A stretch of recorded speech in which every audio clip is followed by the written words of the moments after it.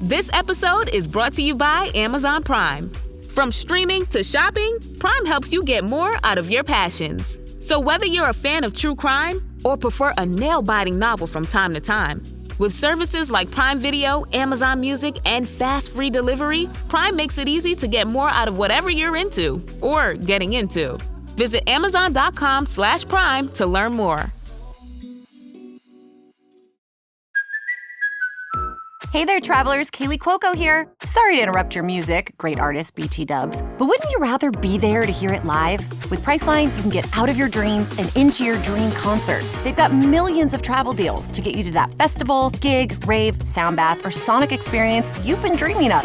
Download the Priceline app today, and you can save up to 60% off hotels and up to 50% off flights. So don't just dream about that trip. Book it with Priceline. Go to your happy price, Priceline. Unfiltered discussions, unexpected guests. No topic is off limits, from sex and relationships to the human condition, personal anxieties, and so much more. The only talk show of its kind in the world. This is The Last Show with David Cooper.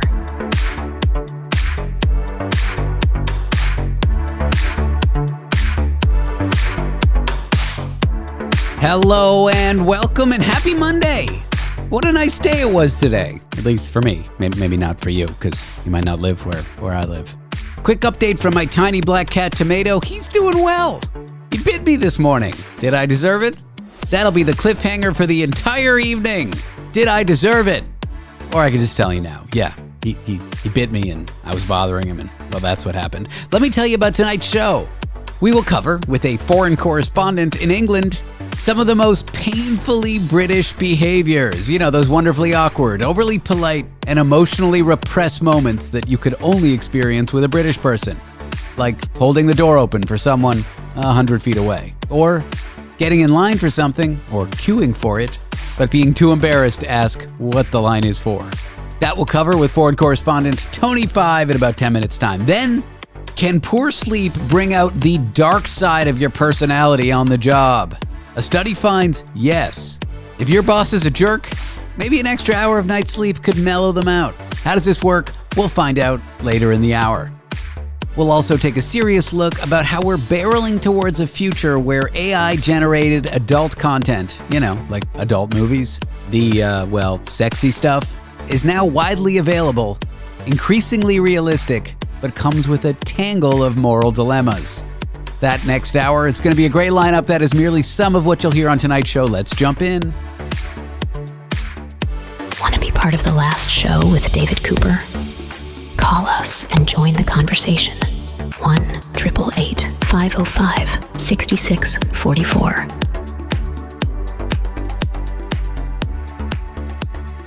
And in B-related cross-border biohazard emergency logistics news, a topic area highly specific, but I'm sure relevant to your life. A truck carrying what was originally thought to be 250 million honeybees overturned near the Canadian border in Washington state, unleashing a buzzing chaos that can only be described as nature's very polite, but deeply passive-aggressive rebellion against us for stealing their honey, probably. Now, after the incident, authorities quickly clarified that the number was actually closer to 14 million bees, which is like saying, it's not a global tsunami, just like a biblical flood. But still, only 14 million bees? Hanging out with them is practically a relaxing afternoon in hell. The overturned truck, or lorry if you're in the UK, was stacked with around 70,000 pounds of active beehives. It flipped over like a drunken Jenga tower made of stingers and existential dread. Now, this is not uncommon. I had to look this up, but bees commute by truck. Farmers rent out their beehives to help pollinize crops, which in bee terms explains why this accident turned the road into a runaway sex pollen orgy. Now, local authorities quickly sealed off the area, which is smart. Because if there's one thing motorists are known for, it's respecting road closures. Definitely not getting out of their cars to Instagram an apocalypse. To help clean up, emergency responders were joined by over 24 master beekeepers, which is a real job title and sounds like a Dungeons and Dragons class that fights exclusively in linen and exercises passive restraint. These brave weirdos showed up ready to rehive the bees and, quote, let them find their queen, which, now that it's June, is similar to every Pride weekend event I've ever attended. The local county sheriff's office told people to stay away from the site due to the potential of bees escaping and swarming. As if somehow 14 million bees accidentally coordinating a mass breakout sounds anything less than an assassination attempt. Officials were hoping by the morning, most bees would return to their hives. Because why would murderous bees leave captivity to swarm and kill everyone? They wouldn't, right? They would just return to their hives passively. Back to what I started this with. At one point, that initial wrong estimate of 250 million bees was reported on the news without irony and repeated, as if that wasn't the population of an entire Marvel Cinematic Universe. What would you even do with 250 million bees? Start a dictatorship? Colonize Mars? Look, I know bees are important, right? We'd lose crops without them, flowers, maybe even Gwyneth Paltrow's line of terrifyingly specific skin creams, made from plants and stuff. But when a truck full of them tips over and the sky darkens with the sound of tiny angry wings, it starts to feel less like agriculture and more like a biblical curse brought to you by Whole Foods. Still, no injuries were reported, because the news isn't that fun. Unless, of course, you count the collective trauma of people living by, realizing they live in a place where bee spills are now a regular part of traffic updates. If there's a silver lining here, it's that somewhere out there, in a field just off Interstate 5, a very tired queen bee is waking up, looking around at her buzzing subjects thinking, what the heck did I do last night? And in passive-aggressive kitchen chore disputes escalating into physical contact news, again, pretty specific, I bring you this important reminder. When it comes to dirty dishes, it's not if they'll start a fight, it is when. This week in Provo, Utah, a small college town, a 23-year-old woman was arrested after what police are calling an altercation, and what I'm calling just another day in a passive-aggressive lease agreement. Here's what happened. The woman, who was later arrested, took one look at some unwashed plates and thought, this is how people die. When confronted with dirty dishes and a roommate responsible, most people just sigh dramatically, or maybe post vague statuses on social media. But not this woman. She saw a crusty fork, a dirty plate, and then chose violence. Literally.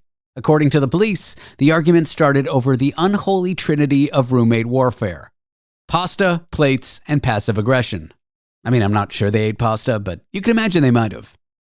And as I'm sure you well know, most roommate fights over dishes do end in death. Frankly, I'm impressed that this one only ended in an attack, an altercation, allegedly. That is progress. The victim tried to retreat into a room, which is typically the international signal for, I'd rather not be strangled today.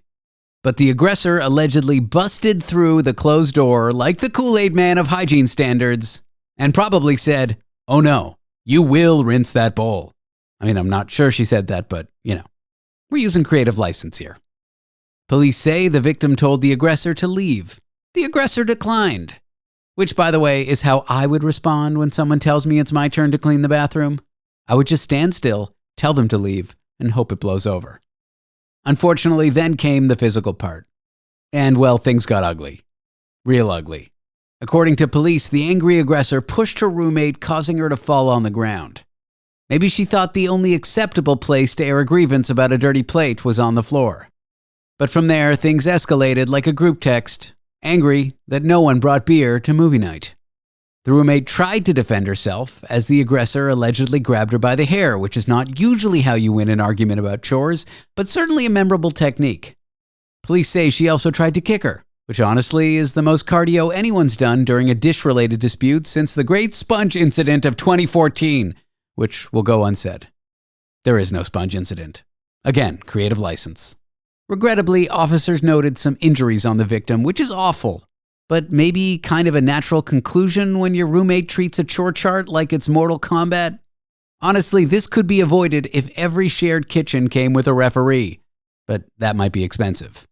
Anyway, the aggressor was arrested and now facing charges of battery and assault. And look, I'm not saying dishes are ever worth fighting over, but if you're going down for a felony, at least let it be something noble. Like, instead of assault, maybe theft. You could get charged for stealing your roommate's sourdough starter out of spite. Let this be a cautionary tale. When tensions bubble over in a shared space, try your words first, or labels, or a chore chart with something ominous written on it like, if you don't do the dishes, there will be blood. Or if things get really bad, just start eating off paper towels like the rest of us cowards. After the break, have you ever interacted with someone from the UK and thought to yourself, wow, they are the most British person in the world? Like dealing with someone who's about to have a full-blown breakdown but says, let's turn the kettle on. Well, those are the scenarios we'll discuss with our foreign correspondent in the UK up next. Want to be part of the last show with David Cooper?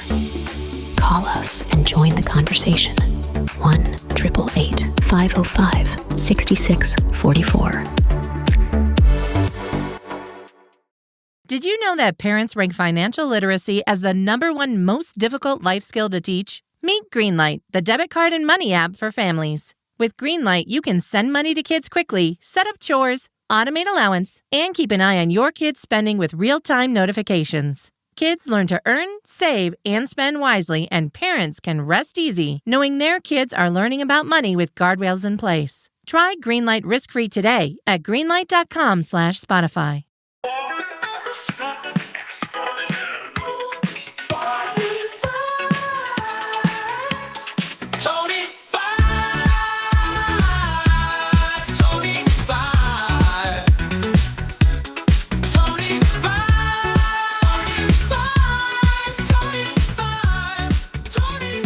The man of the minute is here. He's a man of many minutes also, and what I just said makes perfect sense. Probably. I'm David Cooper. This is the last show. We are joined by Tony 5 in London, England. Tony, welcome in. David. Minutes and seconds maketh the man. Why are you talking to my girlfriend? But anyway, today is a wonderful day, David. Hello to everybody listening to the show. You're all wonderful people. Thanks for staying on. If you're on any level of prescription medication, keep taking it. Yes, is the answer to that. Yeah, how are you, my friend? How are you? I'm good. My prescription medication working out fine. Tony, I was at a wedding. Oh, no. Last weekend. I don't know why anyone ever invites me to a wedding, but I guess they were my girlfriend's friends. Well, weirdly, although you're a personality on air, you're quite like me. You're like a wallflower. You're quite happy to stay in the background and just...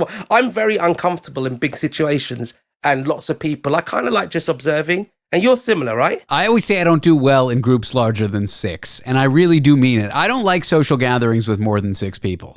Is that for a reason? Is that because of your bowel habits or your conversation? What? I just feel like when there's more than 6, the conversation has to kind of naturally splinter into 2, and people who know each other really well don't include you, and it just doesn't have a good flow to it. I feel like a narrative amongst 6 people having fun that's cohesive and shared amongst the group is at maximum with 6 people. Are you one of these people then that will you be very awkward? So like say the 7th person walks in, the conversation is fractured, they've started going into their own little circles. What do? Do you join one circle? Do you back out of one circle? Do you make an inappropriate joke? What's your method of looking after yourself? I usually announce that I don't like groups bigger than 6 and then promptly leave. I don't know. I do. I'm like a normal person. I try to join 1. Sometimes I'll bridge 2. It's awkward. I was at a social gathering, not the wedding that I'm going to tell you about, the other day, and it was at some like arts club in New York. I'm not a member, but my friend is. And I was talking to this old British lady who had a little bit of Alzheimer's, who was like friends with my friend. She was just at the bar. Hello. What's your name? Oh, you're a lovely man. That's exactly it. But she was really polite about it because she kept on asking about Miranda's blazer, my girlfriend, because she was wearing this really colorful green blazer. She's a very eclectic. For those who don't know, David's girlfriend is so wonderful. She's so pretty, but she has the most eclectic sense of dress. She's like a fashionista. She's the sort of people that you see, and I find her brave to wear the stuff. I could never do that sort of thing, but she loves it, and it suits her, which is even crazier. It does. It's not a substitute for a personality. It complements her colorful personality. Anyway, this older lady kept asking Miranda if she'd already complimented her blazer after complimenting it 5 separate times. So I was like, she kind of, and then the bartender was kind of like taking care of her while she had her wine. It was actually very nice to see. Okay. It was like a bar at an arts club in New York, and the bartender kind of like knew her, and I guess she'd been a member for a long time. Maybe she was a donation. What do you call them? Donor, yeah. A donor, maybe. I don't quite know what her deal was, but it was just a very nice thing, and she was very British. Hello, I'm here with a very nice Jewish man called David, and his girlfriend, she's wearing a curtain, but I do love it. I was telling a story about getting married or something, and she was giving me a hard time for not being married to Miranda. Yep. And I said, I know, I have to or get off the pot. And she screamed, she's like, oh, I'm a lady. It was very funny. Oh, David, how dare you do that in front of one of our greatest assets, the old Alzheimer's-based English woman. Old, rich, white English woman. Yeah, no, you're right. I shouldn't have done it. The bartender stared at me. But it was just very nice to see. She might have had like a caregiver. Yeah. She might have had someone taking care of her, but maybe they just like left her at the bar for an hour because they knew they could trust this bartender, and they were kind of babysitting her. They only gave her one glass of wine after she asked for another. They told her she'd already had one and she loved it. And she's got to wait. It was just a very nice image, and it was very British, and it got me thinking some of the most British interactions I've ever had. And let me tell you about this wedding. So the wedding happens, and at midnight it's over. The venue's like kicks everyone out. Yeah, carriages at midnight it's called, if you want to know. Is that what it is? So that's the English way. So on an English invitation for a wedding, it will say, you're welcome to this. They call the dinner the wedding breakfast, but it's not in the morning. You have that there as well? This wasn't a British wedding, but I'm listening. A wedding breakfast is where the bride and groom have the dinner with everybody. That's called the wedding breakfast. And at midnight, when they expect everybody to just go, it's called carriages at midnight. Oh, that's smart. It's basically the get the out time is at this period. Correct. Yeah. Anyway, we're at this wedding at midnight. The bar is kind of kicking everyone out. And we go to another bar, just about 20 of us, the young people, people under 40. And we start drinking. This bar closes at 1, and there's a jukebox where you can pay $1 for a song. Oh, yes. And the bar was kind of dead, and then these 20 ruckus people in sport coats and dresses and dressed nicely enter in this dive bar, and there's a jukebox, and Miranda puts in a tenor. And so she picks 10 like bops, like Bee Gees and ABBA. And nice. After she picks one song, this British bartender comes over and she's like, stop picking songs. I'm trying to get everybody calm, and we're trying to shut down the bar 1 sharp. And Miranda's like, well, I already put $10 in. I'm going to pick more songs. And she's like, well, pick songs with 5 credits or more. And Miranda's like, no, all the songs I want are 1 credit, just 10 credits. So she keeps on picking, and the bartender comes over 5 times to tell her to stop. No. If she was a New Yorker and not a British person, she would have screamed at Miranda. Right, but she was really polite. Was it really, really passive-aggressive? It was. It got increasingly more passive-aggressive until the final action. She had handwritten a sign with a Sharpie permanent marker saying, no more songs on this jukebox. Bar is closing at 1 a.m. And as Miranda was about to program a new song, she put it over the keypad and gave Miranda a dirty look. And I thought to myself, this is the most British thing I've ever seen in my life. Yes, I agree. We are immunized at birth against confrontation. Okay, we will do anything. The British, and I speak for British people as a whole, and we all feel sorry for that bartender there in New York on her own, an island of sovereignty amongst you aloof and aggressive Americans. It's just, we just don't do it. Like, I come to New York and I see people argue over, like, their food is too hot or food is too cold. And an English person will eat stuff that's been dropped on the floor just to not cause a scene. That is the expression. We don't want to cause a scene. Whereas other people all over the world will cause a scene. When my girlfriend Miranda's parents were here from San Diego, it's a much smaller town. I mean, it's a big town, but nothing like here. Okay. We went to see the ballet, and we took a cab home. Right. And the cab was about to drive through Central Park to go the long way down. And I'm like, no. I think he was just trying to give us the runaround to get an extra $10 on the fare, or maybe he thought it was faster. And I'm like, don't do that. And he's like, it'll be faster. There's traffic. I'm like, just go. I saw there's no traffic. And we start screaming at each other. And Miranda's parents in the cab are so uncomfortable. Yes. Finally, he listens to me and goes the way that I said. And then I said, so do you have any kids? And he's like, yeah, I got 3. And he starts telling me about his daughter. His daughter's like just graduating from high school, and she's really into music, and she loves the ballet too. He wanted to know what ballet we saw.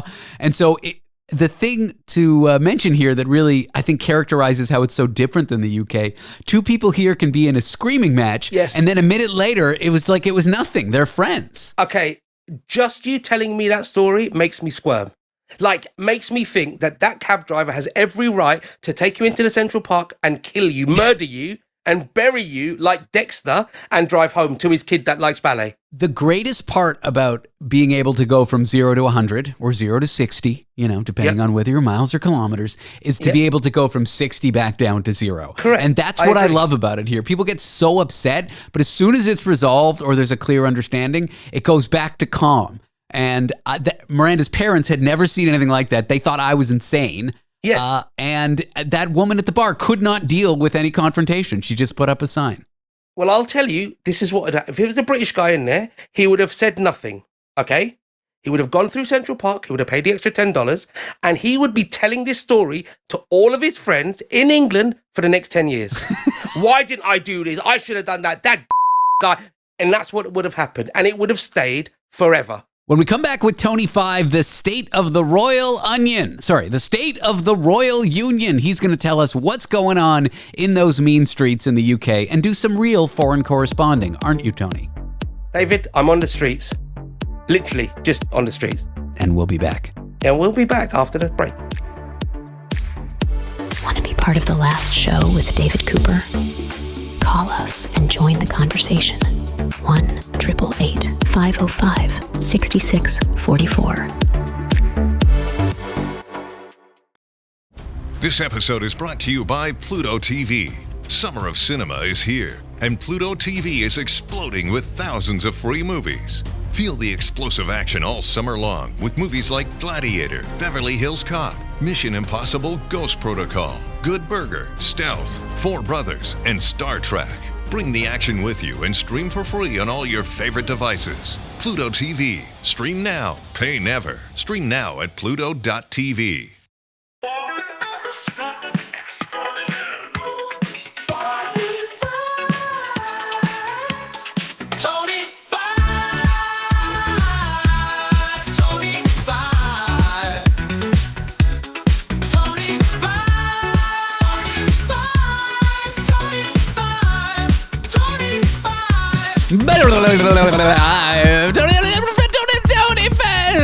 Hello, Tony. I'm David Cooper. This is the last show. Tony 5, our foreign correspondent, is here, and I'll stop talking eventually.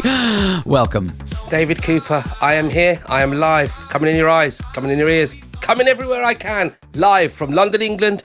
Broadcast to everywhere else that speaks English, Mongolian, and a little bit of Urdu, David. Oh, I like that.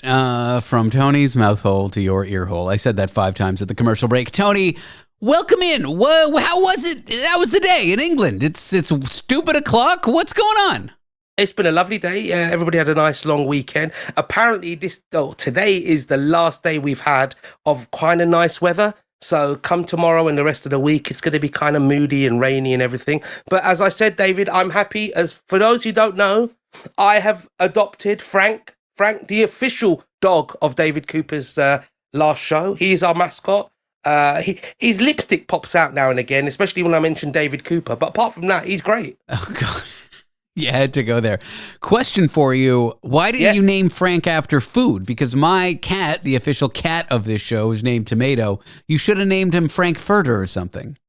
I was thinking that, but I do like anthropomorphic names on dogs. And I like his actual full name, if you want to go for it, is Frank von Frank III. He was the son of Frank von Frank II? Correct. And he only goes by that on certain days of the year, Thanksgiving, bar mitzvahs, and Easter Sunday. But that's his full name. Can I say something about pets that really annoys me? When you take your pet to the vet, yes, they put it in the system under your last name, as if it's your child. Like, I don't want to say my girlfriend's last name because she's very private, but imagine her last name was Gertrude. It would be Tomato Gertrude. Yeah. In the system. And I'm like, no, he doesn't have a last name. He's a cat. But don't they put his like Tomato Cooper? Yeah, no, they put her last name because I wouldn't allow it. Like they would put Frank 5 in the vet there. Yeah. It's like a weird prenup, isn't it? Like she'll take the cat and you get the name. There are pet owners that pretend that they gave birth to their pet, like jokingly. Yes. Miranda generated a sonogram of a baby. Is that what you get at the doctor when you're pregnant? Yeah, that's what, isn't that what submarines have? No, that's sonar. Close. She generated a AI sonogram of a baby in utero, but instead of the face of the baby, it's... Where is utero? Is that in Michigan? No, it's in the woman's belly. Tony, I hate you. Anyway, instead of the baby head, it's our cat's head. And she's like, this is proof that I carried him to term and he's my child. And it very much annoys me. There is a weird cat-related joke in there that I know I can't say, but if you're there and you're listening to the show, I am going to broadcast it with the power of my mind to those minds out there and laugh and giggle all you can. It's that word for cat came out of her word for cat. Is that the... That's the one! Oh, God.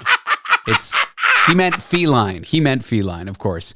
Tony, what's on your mind? What's new? You got to do some foreign corresponding, otherwise you're not a foreign correspondent. True. Everything in England is kind of going, again, I don't want to get too political, David. I haven't completed the Groupon yet.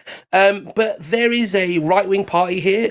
It's called Reform, and the head of the guy called Nigel Farage. I don't know whether you've heard of him or know about him. Yeah, we've heard of him. He's not my favorite dude. And I hate going into politics. I don't really know enough about it, but he's gathering up momentum. Usually in the UK, we've got the big two, the Conservatives and Labour. Labour's obviously in government now, but Conservatives are slowly being pushed out because apart from them being right, they're kind of middle or centrist now. And now Reform, who are the right wing, are coming up out of nowhere. Now, you see, I've said that and you've listened to that thinking, my God, Tony Five knows a lot. I know nothing, right? Or I know nothing. The amount I know is less than nothing, but it sounds so good, right? But the next election, assuming nothing crazy happens and they don't oust the prime minister or whatever, that's not for a while. You guys had an election, 6 months ago?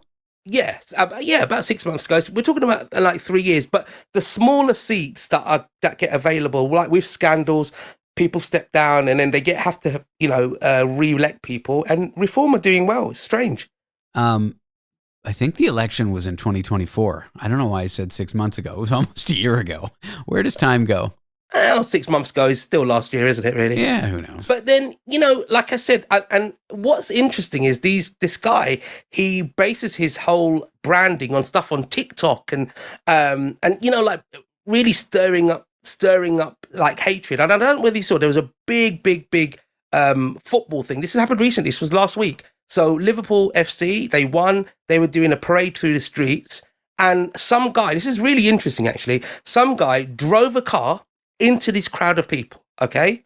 And they hurt a lot of people. No one died, but they hurt him. The first thing all British broadcasters said, which was a statement from the police, is it was a middle-aged white man did da-da-da-da-da. It's never been done before. It's never been done because the people in this country are so worried that if this man was foreign in any way, I mean, even just ate lasagna, then it would be a problem and there would be riots on the street. God forbid it being an Islamic guy, a guy brown, a guy black, anybody else. And it was so strange because there was a whole discussion about this afterwards saying, why did the police so quickly release the fact that he was a white male? Here they just do it equally. Like they just say ethnicity, gender, height, like it doesn't matter what you are, they just always do it. I think for a long time, they did used to say the ethnicity, and if it was non-white, does that make sense? So if it was non-white, a black male, an Asian male, an Afro-Caribbean male, an Indian male did this, and they would never say white, whereas this one was the complete opposite. They really did stipulate that it was a middle-class white male eating white bread sandwiches. It was really, really specific. I feel like if you're going to do it, you have to do it for everybody or do it for nobody. I mean, correct. Yeah, that seems... Why was this a controversy, though? Well, it was a big controversy because they'd never said it before. They'd never released without having, English police are quite reticent about giving information so quickly. So I think it was within half an hour after the actual incident, they were quick to put out the news that it was a white guy because they were so worried. Someone would have said, oh, it's a terrorist incident. And in various cities around the country where there are tensions, it would have caused, unbelievable amounts of riots. Yeah, they just didn't want to stir up hate. Yeah. Interesting. Because so quickly on TikTok, on X, on all these social media platforms, straight away, no, it was an Asian guy, it was a black guy that did this. Whereas the images were obviously of a white guy doing it. Oh, it's AI. AI has changed it. They're trying to control us. They're not telling us this. I don't know who they are, but apparently they were doing that. When you're upset and you want to blame someone and you want to scoop up power, there's always a they, isn't there? It's so exhausting though, David. You know, having that much hatred in your heart every day, it's so much hatred. I just want to do my washing up, and maybe sometimes I've got some dry skin on my feet. I want to get rid of that. And that's hard work. Yeah. I mean, if you're living your life like that, you don't leave room in your mind for other stuff. It's like, can be all consuming. Yeah, bunions. Yeah, you got to worry about bunions. Those are those snacks that you guys have over there, isn't it? Funyuns. They're not very good. Ugh, not very good. Really? Nah, not a fan. They sound good though. They sound like fun onions. Funyuns. Do you want to snack on onions, Tony? I don't know, maybe. That's the discussion for another day, David. Remember, David, content over titles, my friend. Content over titles. Tony, thank you so much for being here, my friend. Always a pleasure, my friend. Always a pleasure. Tony 5 is our foreign correspondent in London, England.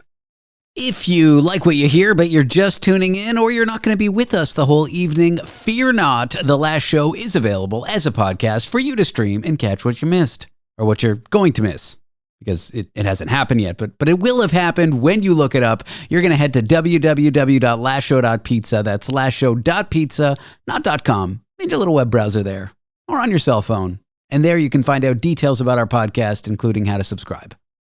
Now, after the break, does your boss turn into a demon from hell after they've had a bad night's sleep? Is it poor rest that brings out the worst in us? Like we could not get worse. Turns out new research suggests that the dark side of people's personalities in the workplace might be due in part to them being sleep deprived. So is your boss just a jerk, or do they just need a good night's sleep? All the details in a few moments.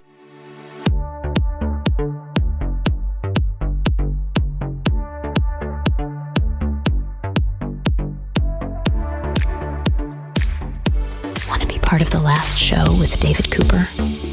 Call us and join the conversation. 1-888-505-6644. Ryan Reynolds here from Mint Mobile with a message for everyone paying big wireless way too much. Please, for the love of everything good in this world, stop.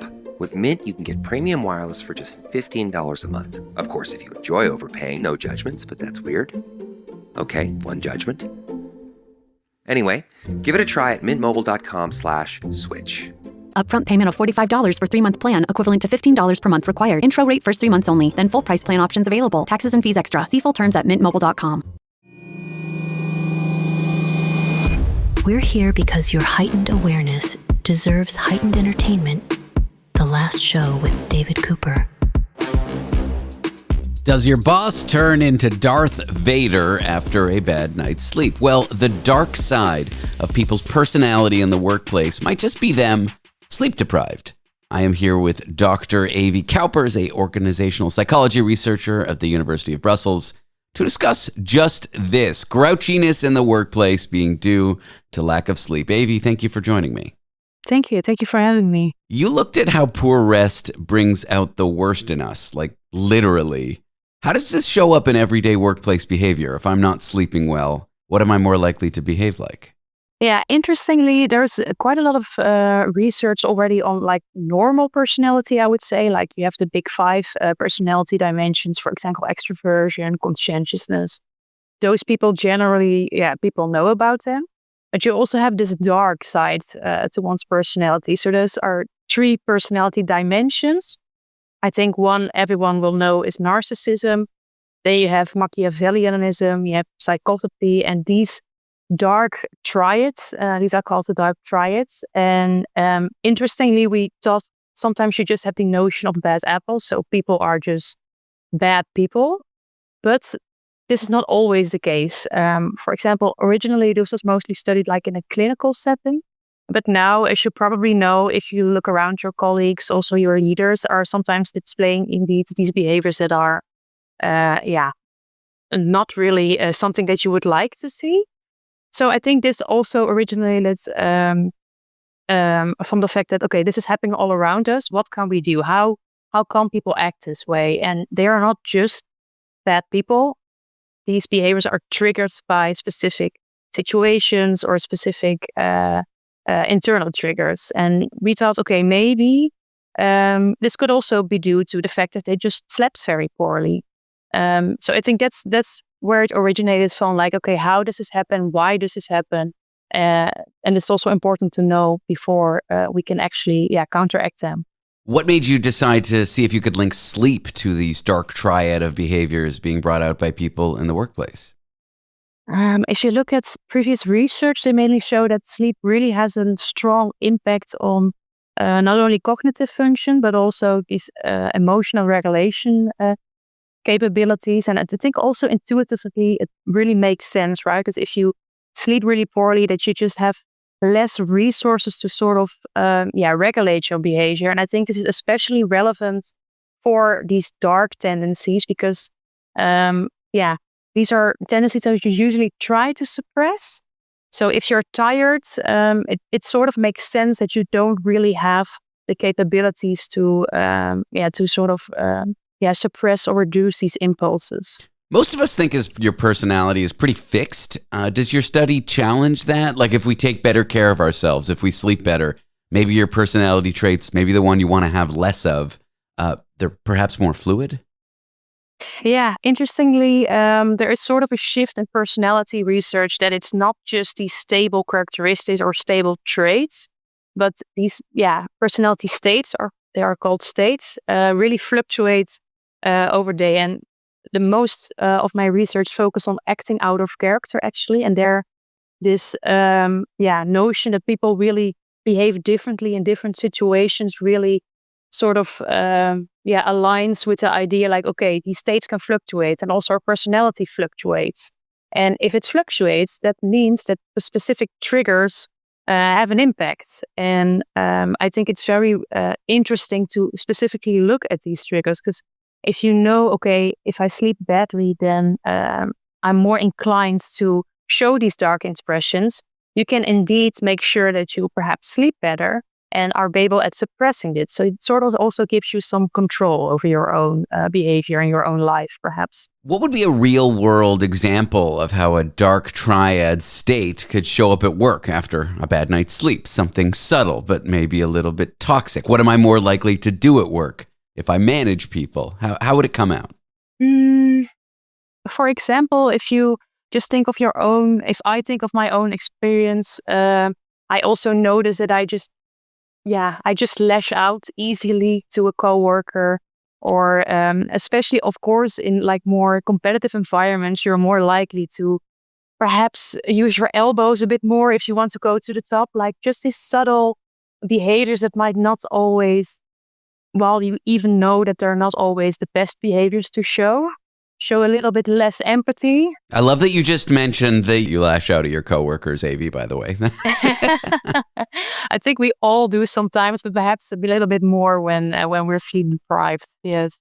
So is quality more important than quantity when it comes to sleep? Like if I get 8 hours, but I got the radio on and there's light and my cat's waking me up every 5 minutes, is that as good as like, I guess I already know the answer to this question, but how important is quality sleep versus quantity? Yeah, good question. In our study, we really saw that the sleep quality was even more important than the sleep quantity. However, I should note that it was measured with self-reports. So it's a subjective assessment. People make a subjective assessment of how well their sleep was and also how many hours they slept. But yeah, this mainly it's the sleep quality that has a bigger impact on these dark expressions. But perhaps, and maybe that's something also for future research, but it might also be interesting to look at more these smartwatches, for example, if you can really track sleep in a more objective way. But obviously, our subjective experiences are very important. And if we perceive that we have slept poorly, even if your hours don't increase, but you still perceive yourself to sleep better, then can already have an impact. Will these dark triad personalities come out all day, or is it more likely to be very early in the morning? Like if my boss was out drinking all night and got 4 hours of sleep, should I just avoid him or her before 10 a.m.? Or is it really an all-day thing? Yeah, maybe. I don't think I can really answer that. We, in our design, we measured participants in the morning. So we asked them how their sleep was. And in the end of the afternoon, we asked them generally these dark straits, but that's just during this day I was. So it's more like average throughout the day. But I can imagine if you have a bad night's sleep, it's especially the early mornings, perhaps also the late afternoon, that it's more that you're more tired than otherwise. Yes, than the other periods of the day. Based on what you learned, do you have recommendations to companies or organizations that care about their employees' well-being, that would want their employees to be in the best possible state? Could they make any changes? Yeah. I think in general, the notion was like if workers sleep on the job, they're lazy, they don't want to put in the work. But I think it's more and more recognized that just having a short nap or also give people some free time just to schedule in regular breaks, that can really help them. And it can really help them restore sort of their energy and make sure that they're actually doing the work more efficiently and better. And they're not just being lazy. Also, if you look at Google, for example, they have like these sleep pods. So I think it's more and more acknowledged that we should go on these regular breaks, and it can help us instead of just seeing it as an inherently bad thing or a sign of laziness. I worked in Silicon Valley in the tech industry back in the heyday, like 2012 to 2020, before all the COVID layoffs and things got turbulent. And a lot of these companies had nap rooms and nap pods, including the one I worked at. Yeah. But between us workers, we always judged people for using them, so no one ever used them. Exactly. Maybe we shouldn't have done that. Maybe this was the right idea, actually taking a 20-minute nap in the morning. Yeah, it's also very important that we sort of change this also organizational culture, but it's sort of the stigma around napping, that it's such a lazy thing to do. Well, Dr. Evy Kuijpers is an organizational psychology researcher at the University of Brussels. Evy, thank you for talking to me today. I appreciate your time. Thank you. Thank you so much. After the break, we'll cover something that requires a content warning for sensitive listeners or parents with children. We'll talk about sex and get serious, because we're barreling towards a future where AI-generated adult content, fantasy videos, it's all widely available, customizable, and increasingly realistic. But with that comes a web of problems, big questions. Whether we like it or not, this is the future of adult entertainment, and these open questions we'll tackle in a few moments. Want to be part of the last show with David Cooper? Call us and join the conversation. 1-888-505-6644.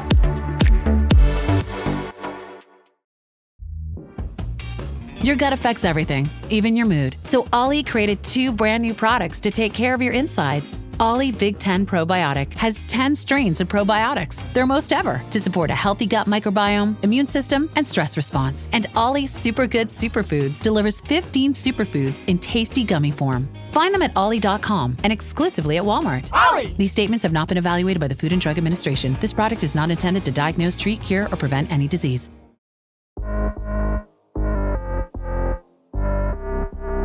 Please be advised that the following program contains audio content that may be graphic and potentially triggering for some listeners. This content may include descriptions or sounds that some may find disturbing. Listener discretion is strongly advised. This is The Last Show with David Cooper. That content warning wasn't a lie. We'll be discussing adult themes and sexuality, so sensitive listeners and parents with small children be advised. We are barreling towards a future where AI-generated adult content, pornography, is going to be widely available, customizable, and increasingly realistic, but that comes with a tangle of moral dilemmas, privacy risks, and some big questions. My guest is a social psychology and sex tech researcher at the Université du Québec à Montréal. Her name is Valérie Lapointe, and she studied this emerging technology and what it means for sex, relationships, and society. Valérie, thank you for joining me today. Thank you for having me. For those that haven't logged on and done the research, and I'll refrain from cracking a joke here, how would you define AI-generated pornography, and how does it differ from earlier shifts in adult content technology, like streaming or deepfakes? Firstly, I'd consider deepfakes to be encompassed by the broader term of AI porn. But the definition that we chose for our paper is any type of explicit content that is either created or modified using AI systems. So that can include original content. So you can select different features you want your image, for instance, to include, or you can use a real picture or video of someone and then modify its components such as body type, hair, ethnicity, and so on. Where are we at in terms of widely available technology? Maybe you could buy it, maybe you could download it and run it on your computer. For those who haven't seen it, like, how good is this stuff in terms of mimicking reality? It really is. I guess it depends. We've analyzed several websites. Some of them are more sophisticated than others, or using more sophisticated systems. But some studies have found that AI images are now indistinguishable from human images. So we're at a point where we're kind of blurring the lines between what is real and what is not, for the better or for worse. So we can now have access to very easily, in just a few clicks, we can customize our content to kind of materialize our fantasies. So that's obviously a shift from previous forms of like platforms where people could access sexual content. Photos, images, videos that are indistinguishable from fake are going to rapidly shift society in terms of news, in terms of what we can believe, but also adult content like we're discussing.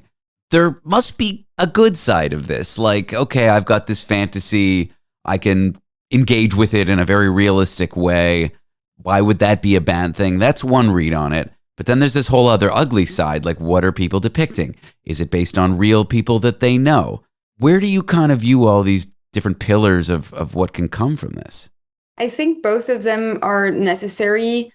And for me, I try to advocate for the positive sides because everyone is scared, rightfully so, because these platforms enable like a broad range of like freedom and possibilities to its users, and that could obviously lead to some risks, to some harmful content. But at the same time, there are some positive uses to these platforms or where this technology is at in terms of sexual content. For instance, if we leverage those websites for sexual education, that means that people could have access to, for instance, I take a conversational erotic agent, so like a chatbot that people can fully design and then ask some questions about sexuality or discuss, practice flirting, practice consent. So there's still something that goes beyond what is currently possible with like human material means. And it can obviously lead to the deployment of large scale initiatives that are for the better good. Interesting. So education around consent. What about depiction of fantasies that are, benign, fantasies that wouldn't fall under extremely graphic, violent, violating those around you's consent because you're taking images of them and generating content? That surely must be a good thing. I guess so. The actual effects, like psychological, social, sexual effects of consuming this type of content has not been investigated empirically. So it's mostly speculative. But from my standpoint, I feel like whoever has the means to make their fantasies come to life is still kind of a step up from filtering, like choosing filters on streaming platforms to find what you want to watch and what might align with your preferences, your kinks or whatever. So there is still a great potential for sexual pleasure, sexual expansion and exploration. But then, as you said, it's also possible to go on the dark side of things, and then a lot of risks can come out of that. What about the current adult entertainment industry? I'm not criticizing it on a whole. I'm sure many actors in this industry are paid well, not exploited, but there is this kind of underbelly. And because there's such a huge demand for pornography, there's a lot of money in that industry, which can create workers that are exploited, and things can happen that aren't good. Would AI pornography potentially reduce demand in that industry and make things better for those who are victimized? That's a good and very delicate question. Sensitive question. Yes, my main answer is yes, it could. Would that be for the best? I don't know. Yeah. Because we're thinking about the porn industry, we're thinking about the abuse because it exists. But at the same time, since AI is becoming more and more realistic, as we've discussed, then how about the people who have unethical work environments and then might lose their jobs, or they might be slowly replaced by AI generated actors? Because that's a very likely probability. Yeah. Anything that surprised you about these sites and the current state of the technology when you looked at it and you analyzed it and you thought this is going a lot farther than I imagined? Yes, dare I say almost everything. Since not many people were talking about it, it was a big surprise for me and all of my colleagues to see how deeply we could transform, like mold the content that we wanted to create. So how much control we had over the outputs. I'd say I'm specifically interested in chatbots, so erotic companions. And in some of the websites, you can choose what your companion will look like, what their voice will sound like, what's your relationship with them. Are they your mistress, your friend, your coworker? What types of things they're interested in? Are they like manga lovers? Do they like Greek mythology? And then you can interact with them erotically via not just text, but also audio messages, sending pictures, phone calls, even VR. Wow. So that's like honestly, I didn't think that would have been possible. Like you just mold your character and then poof, you make it come to life. Could this tech change the way we think about what's normal in human sexuality? I mean, it seems like this big change is coming and it's coming soon, and there's not really much we can do about it. Yeah, it is indeed possible. I don't know how bad it could get. I don't know how good it could get either. The thing is that since for another project right now, we're analyzing how these websites are moderated, what are the consequences of generating illegal stuff and so on. And we found that from a website to another, there are different approaches in terms of ethics. So some ethical initiatives could, I don't know, try to promote content that is mostly inclusive, diverse, ethical, and then others might reinforce stereotypes, gender norms, even like misogyny. So they're both could be possible. But for now, what I've noticed is that most of the content that is depicted in the galleries are of thin, young, blonde women. And there's not that much diversity. You can access to it. You can create it yourself, but there's still some dangers here for sure. Well, Valerie, thanks for having this tricky conversation with me. It was informative and I appreciate your time. Thank you for having me. It was a pleasure. Valérie Lapointe is a social psychology and sex tech researcher at the Université du Québec à Montréal. Up next, we will take a look at research that challenges the idea that breasts are sexualized because Western society is modest. I'm David Cooper. This is The Last Show. At Sierra, discover top workout gear at incredible prices, which might lead to another discovery. Your headphones haven't been connected this whole time. Awkward. Discover top brands at unexpectedly low prices. Sierra, let's get moving. Please be advised that the following program contains audio content that may be graphic and potentially triggering for some listeners. This content may include descriptions or sounds that some may find disturbing. Listener discretion is strongly advised. This is The Last Show with David Cooper. Why do men find breasts appealing? I'm serious here, not quite joking around. Is it culture, instinct, or a bit of both? A new study from Indonesia challenges some long-held beliefs about this. Today, we're going to talk to a psychology researcher who looked at people living in the jungle and human nature to find out. He works at the Being Human Lab at the University of Wrocław. His name is Michał Stefańczyk. Michał, thank you for joining me today. Thank you for having me, David. Hello, everyone. I got to start with this curiosity. I got to know, what inspired this little bit unusual cross-cultural research here? Why study breast attraction? Well, there are two responses to that. One is very serious and the other is not that much. So the latter is breasts are just interesting. So let's just take a closer look at it and just try to, to use the scientific method to just excuse yourself for talking about female breasts all the time. So that's the lower answer. And the more serious one is that it is a serious social issue here in the West. We do fight about, sexualization of females' bodies. We talk about covering versus uncovering parts of it and how it relates to sexualization. And actually, we didn't really know up until our study what are what is the backstory of men's interest in female breasts. Like you said, is it nature or is it nurture? So we just wanted to find it out and sort of add a break to this ongoing discussion, perhaps end it. How do you separate cultural influence, like what I'm taught growing up, from biological instinct, like what I would find attractive without any kind of socialization? It's an interesting question because it's very hard to do when studying this stuff. Yes, it is. And it's a major issue with social sciences in general, because usually who we study is the sample from the Western countries. The 90% of studies whatsoever are from the US and the UK. So in general, it's very difficult actually to say, yeah, it's nature or nurture, because, well, there's always two of them in this particular, let's say, population.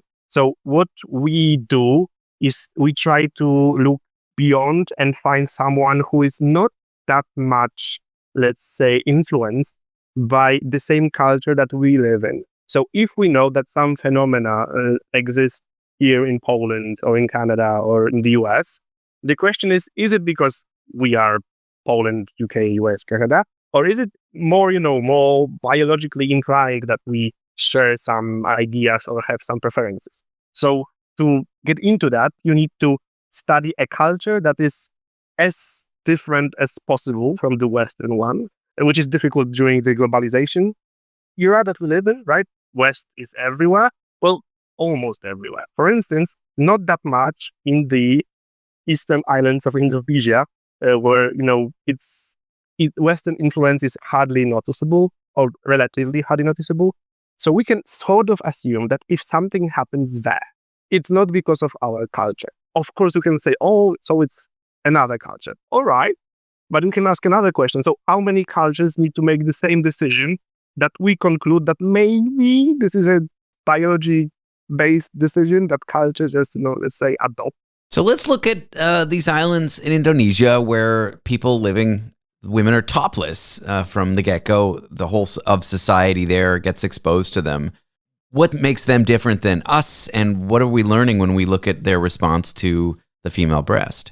All right. So the very idea behind our study is that women living in Papua, particularly in the middle of this jungle island, they used to have women going topless in public, and that was completely normal up until very recently. And only during the last few decades, it actually changed. There was a cultural swing, a shift, that led to women starting to covering up. So we have people who were raised in the times where just female naked breasts were visible everywhere. So it wasn't anything particularly secretive and mysterious. But the younger generation, they live in the times where actually it is covered up. So potentially from this liberal left-wing Western perspective, it has the potential to be sexualized because it's covered, right? So we just researched back. And what did you end up finding? How did it challenge what we once thought, and what was different there? Well, the results are sort of. I talked with one journalist from New Zealand. The results are sort of conservative. So what we found is the null results. So this is what usually people don't like in science. Null results meaning that basically the groups don't differ. So, there's no effect. But in our study, it's an interesting effect that there is no effect. Because what we actually found is that young men and old men have the same views on female breasts in terms of how sexually arousing they are. They don't differ in terms of how much they like to fondle with the breast of their partner during sexual intercourses. And they don't differ in the ratings of how important the looks of female breasts are, and when it comes to general physical attractiveness ratings of their partners. So whether you were raised with breasts just playing everywhere around or not, you still find them equally the same sexually arousing, equally the same important part of sex play, and relatively not important for the general physical looks ratings. So what can we infer about whether men are sort of wired to find breasts attractive or not? And what does this mean for modesty laws? Well, it seems that the modesty laws do not really work on how we men, how males perceive female body in general. So the bad perspective is that sort of we sexualize breasts anyway, whether they are covered up or not.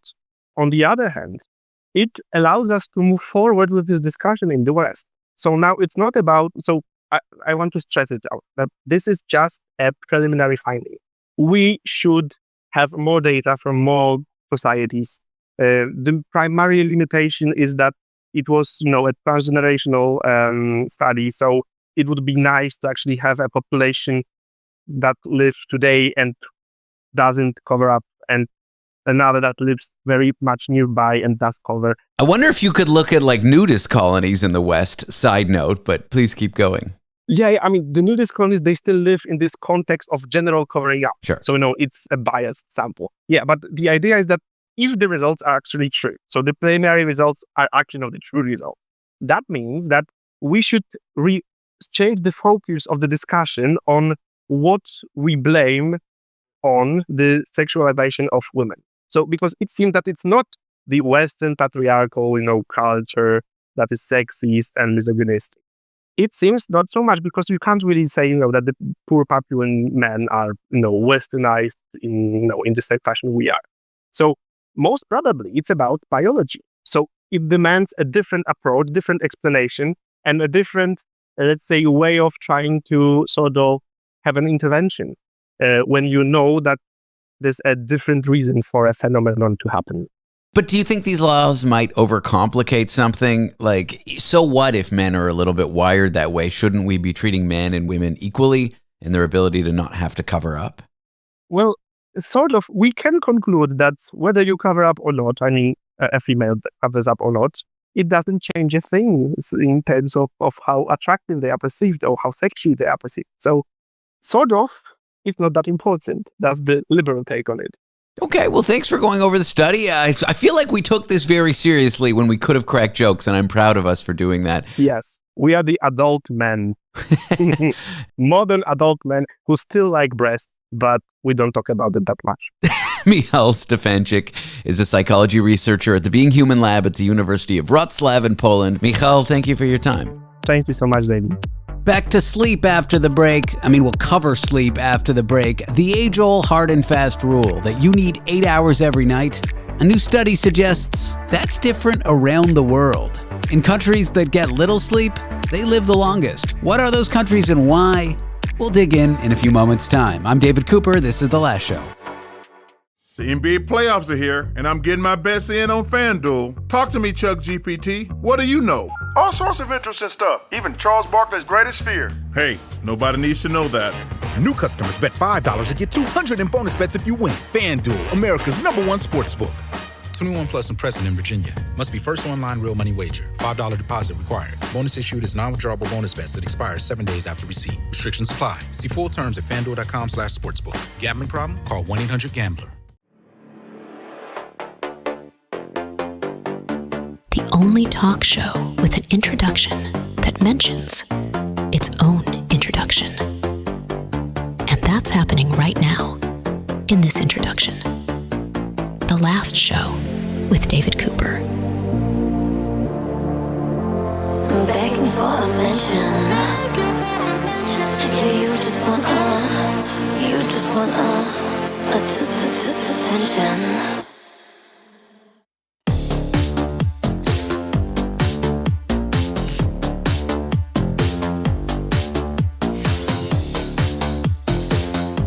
Is 8 hours really the golden rule for how much sleep you should get at night? Is that a hard and fast rule, or does the culture that you live in shape not just how long you sleep, but how healthy that sleep can be? Spoiler, it's not a one-size-fits-all thing around the globe. I'm here with Dr. Stephen Heine, a cultural psychology professor at the University of British Columbia. Stephen, thanks for talking to me today. Thanks so much for having me on. You looked at folks in Japan who I imagine have very different sleep routines, cycles, things about sleep than we do here in North America.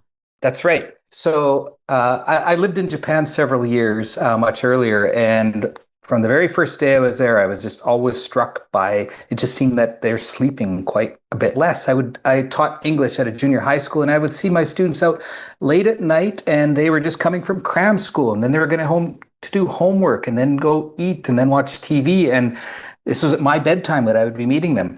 And so this is stuck in my head for a long time, that somehow it seems that people don't sleep the same amount around the world, yet Japanese people seem really healthy. Yeah, that presents sort of a paradox. Everything we hear is you got to sleep, you got to focus on good sleep.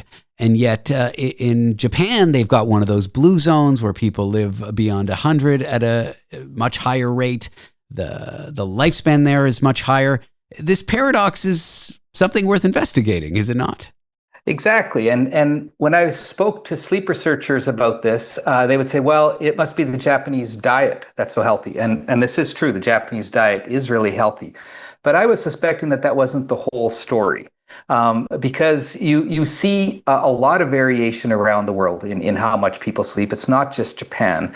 And yet you don't get the sense that the countries that are sleeping less are dying at a much earlier rate. So this 8 hours of sleep rule that I know doesn't apply to everybody, but we sort of peddle it like it does.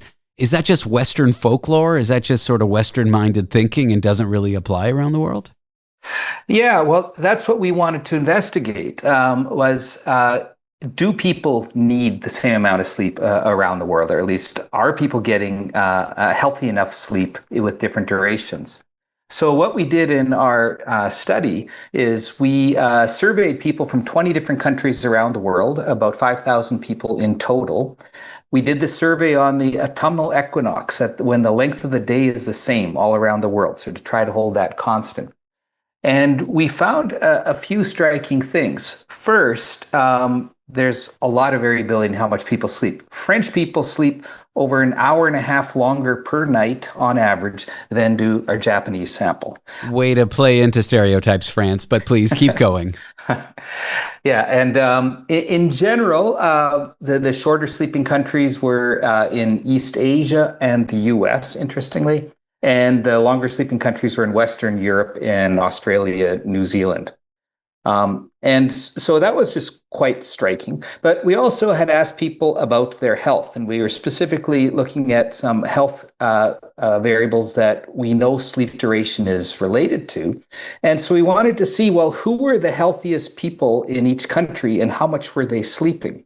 And what we found was that the amount of sleep that was associated with the optimal level of health in each of our samples varied significantly between the countries. That some countries were showing healthy lives with people sleeping more than an hour less than other countries. So this was suggesting that you can get a healthy amount of sleep at very different rates around the world. You found that the right amount of sleep is, and bear with me here, it's the right amount of sleep, which is to say the people around you, how much they think it's the right amount, tends to be. There's a culturally appropriate right amount, and that seems to provide the optimal health for people around? Yeah, that's essentially what we found. We asked people what they thought was the culturally appropriate amount of sleep, and these estimates varied a lot between countries. And then we found that the healthiest people were people who were sleeping close to what they thought was their cultural norm. So that these cultural sleeping like the way that you think most other people are sleeping seem to be associated with better health. How could this be, though? Like, I imagine biologically we're very similar. How could this have come to be? Yeah, well, I think this shows that sleep, which is this basic physiological process, you see it across like all animal species, but the ways that we sleep, that there's a little bit of cultural learning involved, that people sleep a little differently around the world. Some other ways that people sleep differently around the world is that in some cultures, people co-sleep with their children. In other countries, they don't. Some cultures have a biphasic pattern where they have a siesta during the day, and other cultures don't. Some cultures have a tolerance for public naps throughout the day. Other cultures don't. So there's a variety of aspects of our sleep that we seem to learn from our culture. And what our research suggests is that the length of what is a healthy amount of sleep is also something that we learn. I was just taking notes and wasn't paying attention. You said that some countries publicly tolerate naps. Where are those countries, and I have to move there?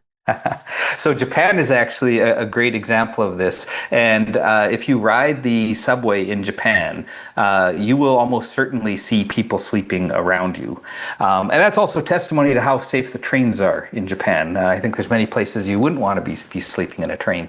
There's this tolerance that it's okay to have a nap. It shows that you're working really hard. That's why you're tired, is because of all the hard work you're putting in.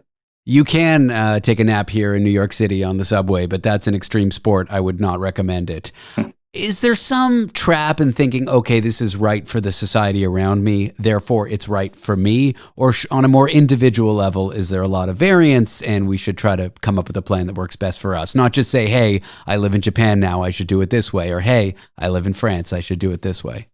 Yeah, well, I think the key take-home message here is that our sleep need is quite flexible. It's not a one-size-fits-all policy. That's both between cultures and then within cultures too. That some people seem to get by with quite a bit less sleep than others and not showing much in the way of poor health for it. So I think you have to listen to your own body here too, and that make an effort to get good night's sleep. And I should emphasize too, in our study, in all 20 countries that we looked at, the optimal amount of sleep duration, the sleep duration associated with the optimal amount of health was about an hour longer than what most people in that country were sleeping. So that around the whole world, if everyone got an extra hour of sleep, we'd probably all be better off. So that we probably are all not sleeping as much as we could. And age, is there any factor there? Did you observe that? Younger people, I've heard, need more than older people, but is that true? Yeah, that's true. We saw that quite robustly in our data. So we controlled for the age of our participants to rule that out as a confound, to make sure it wasn't that some countries were younger than others. Was there one country or sleep pattern that really stood out to you, maybe beyond the 20 that you looked at, a habit that seems completely bizarre or bonkers to someone looking at it from the Western perspective? In our study, we didn't measure anything like that stood out. All right. Well, thanks so much for going over your work with me. I appreciate your time, and I'm just Googling how to get a visa and move to Japan so I can sleep in public. Thanks for coming on the show, Stephen. Yeah, thanks a lot for having me. Dr. Stephen Heine is a cultural psychology professor at the University of British Columbia. After the break, what was your wedding like? I mean, if you're married. You ever been to the big old family thing where nobody ever gets along? Whether it was you getting hitched or someone you know. Do you wonder what it would have been like if they just eloped to Vegas and went to a drive-through wedding venue with a fake Elvis singing? Well, I do. And despite being divorced, I regret not doing that because it sounds amazing. So, in a few moments' time, we will talk to someone from such a venue in Vegas. She's a Elvis impersonator also, I'm told. What is that whole scene like, and who are these people that are getting drive-through weddings? That is what we'll discuss in a few moments' time.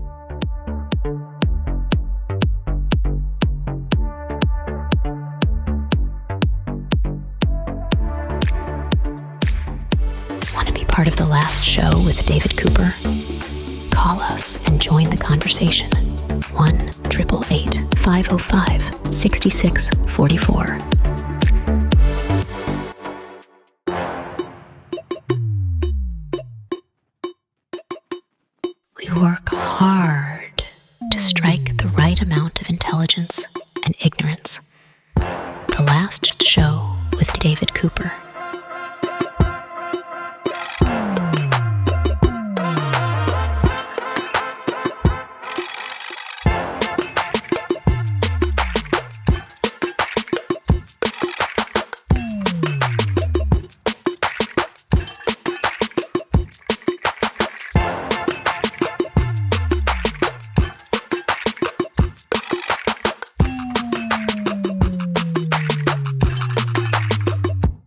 In Las Vegas, you can, if you want, get hitched faster than you can lose $20 at blackjack. Today, we are talking to the folks at Sure Thing Chapel, a wedding venue that provides drive-through services where love is real, ceremonies are fast, and Lady Elvis might just be the one officiating your wedding. I am joined by Victoria. Victoria, welcome to the show. Hi there. How's it going? I am doing well. I am so excited to talk to you. My first marriage was a wash. If I ever get married again, I'm definitely going to a drive-through. Paint me a picture for those who have only seen this sort of thing on TV. All right. Well, we have two chapels situated on the iconic Fremont Street in Las Vegas. And, we've definitely borrowed from other chapels that have been doing this a lot longer than us. There is a famous chapel that does an actual drive-through ceremony where you can get in your car and actually, drive up to a window. And we loved that idea, but didn't have the infrastructure for it. So I have a friend that I actually met probably close to 11 plus years ago. His name is Danny. We love Danny. We love Danny. Danny sounds great already, I got to say. Okay, Danny is a Las Vegas legend, but that is another story for another day. But he is in his 70s.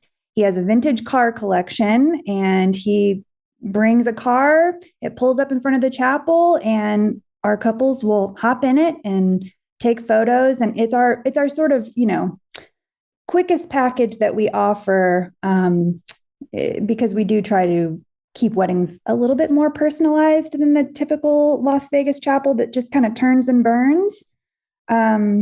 So yeah, that's my picture of the drive-through. What are some of the weird things you've observed in ceremonies that were perhaps last minute?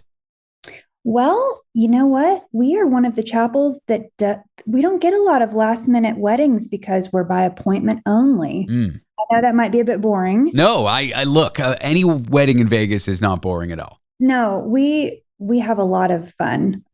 People really lean into the theme of Vegas sometimes. I've definitely had a whole room full of people that have been dressed as Elvis impersonators. I've had, rooms full of people that have been dressed up as other Vegas performers. I had a bride and groom that were Siegfried and Roy one time. Oh, no, that's, okay, all right. No, it was beautiful. It was very iconic. I'll never forget it. And, we love the kitsch factor of what we have going on. And a lot of our, clients lean into it. And that's what makes it so fun. Well, let's talk that kitsch factor. Tell me about Lady Elvis, a performer who could get involved at my wedding if I so choose to have it at your chapel. Well, I happen to be one of the Lady Elvis impersonators. Oh, no. Oh, yes. Oh, yes. Yes, it is a feminine take on the king, leaning into the feminine part of it, obviously, but then, borrowing from his mannerisms. And, Elvis belongs to Las Vegas, obviously, but we just wanted to find a way to make it our own. So tell me about some of the things Lady Elvis does during a wedding. Well, Lady Elvis can give you a little bit of, Southern charm and, a little thank you very much, but also she will sing if you pay for our wedding and a show package. And we always like to say, if you're a shy couple, this is not the wedding for you, because she gets, very sort of involved with the crowd. And, you get a lot of photo opportunities. There's some karate chops thrown in there. It's very Elvis. It's very cheesy. It's very fun. Why do you think people are drawn to venues like yours, coming from across the country, doing it this kind of kitschy way? Like, it seems like there's a real niche there, but yet so many people do it. It is Las Vegas is a special place, and it exists because of Elvis and the history. And I think, you can't get this experience anywhere else. I feel like it's not as genuine if you're, you just can't find it anywhere else but here. And I think that the glitz and the glamour really attracts a lot of people, and they want a taste of what it feels like to have their own glitz and glamour moment in the form of a wedding. It's a city that I think in some sense is built on impulse, and there's something very fun about having like an impulsive wedding, isn't there? Oh, absolutely. I mean, You don't have to think about it. You don't have to involve your friends and family and all of their opinions that are obviously, in our opinion, bullshit. We're talking to you, Mom. We're talking specifically to my mother. Oh my goodness. I've been in the wedding industry for over 10 years, and elopements have always kind of been the direction that I've taken, because I get stories from brides and grooms and whoever's coming to me saying, I was trying to plan a traditional wedding and my family was driving me nuts. So this is why we decided to get married in Vegas. It happened to me. I eloped to City Hall in San Francisco, but now I'm thinking maybe I should have gone to Vegas. I am divorced now, so maybe I got a second chance here. Well, you know what? We do vow renewals too, and we do fake weddings. So if you ever wanted to just do it for fun, we're here. Ooh, I like that. I'm not going to do vow renewals with my ex, but a fake wedding, that could be cool. Yes. What are some of the strange weddings you've observed? Clearly, there must have been weddings at one of your two chapels that you were just like, oh my God, I can't believe this is happening. Well, and this story isn't even really like a crazy outlandish story, but, I've seen it all. And I've, witnessed a lot on the being behind the curtain, and people don't know that I'm there because I'm waiting for my next wedding or whatever. And I've heard grooms sing their heart out in the form of vows in a very bad, not in tune way. I mean, people really let their guard down when they come to our chapel. And a lot of times I'm cheering them on in a way that I'm like, wow, you just did that. I would never have the guts to do that. I don't know what kind of story you might be looking for, but we do get a lot of really great couples that are not trashing the place or, things like that. Sure. It's interesting. These ceremonies, they got glitz, they got glamour, they got cheesiness, they got Lady Elvis. Are there serious moments in them where you move away all the silly, kitschy stuff, and then that moment where maybe vows are being exchanged, or the exact moment of the marriage where things get super serious all of a sudden? Well, even with all the cheesiness, even with all of the kitsch factor, these weddings are very sincere. And the vows that we sort of prepare for our couples really is about pausing in the moment, being with your partner, and, honoring the fact that you chose to do this the way that you wanted to do it. And, I think a lot of people walk away feeling like they got something really special that they weren't even expecting, because people think that Vegas weddings aren't necessarily sincere, but we make sure that they are. If someone were interested in tying the knot this way, what would you recommend to them? I would recommend that if they want to tie the knot in Vegas, that they should pick a date, buy some fabulous clothes, spend a night in a hotel that would be really fun, and make a vacation out of it. Well, Victoria is from Sure Thing Chapel in Las Vegas, where you can book a wedding and even have one officiated by Lady Elvis. Victoria, thank you for talking to me today. This was fun. Thank you so much. That's the show. We are done. We'll be back tomorrow. You are listening to The Last Show. Though it is not the last show of The Last Show, we'll keep you informed when that happens, if that happens. In some sense, it's the first show of the week. I mean, in the only sense. At this point, I'm just saying words for no reason. Thank you for tuning in. Check out our podcast at www.lastshow.pizza. That's .pizza, not .com. I'm David Cooper, and we will catch you tomorrow.